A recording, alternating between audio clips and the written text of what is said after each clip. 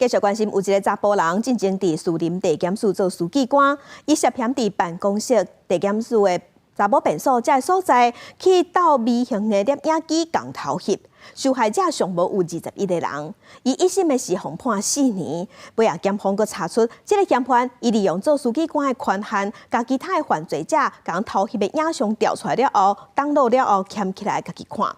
那这个案嘛已经予起诉。 是书记官吗？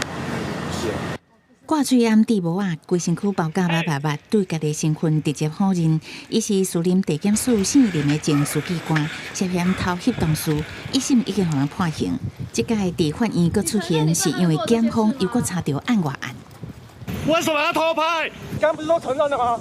伫开庭结束了后，走入记者日，这个前书记官坦白承认，伫办公室地检署的女厕所这个所在偷装监控摄影机，部分同事也是亲友，全部拢偷翕。作案有80届，至少21个人受害，一审予人判4年徒刑。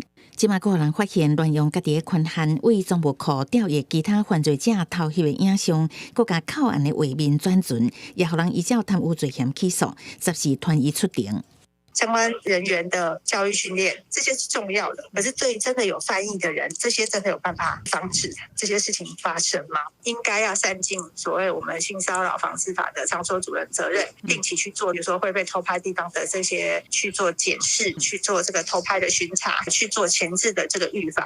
本身是司法人员，竟然知法犯法，脚步打叉。伊伫庭上认罪，讲家己诚后悔，家己的人格心性有状况，目前已经伫接受治疗。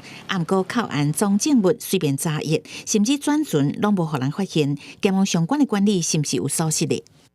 以这次的案件，尤其是透过他案，然后才发现的。那么关于内部稽核这个东西有没有效，其实民间还有外界都非常的怀疑。那内部稽查，互人质疑有问题。民间司改会嘛强调，包含性书面影像在内，相关扣案的电子记录，保管方面爱搁较严。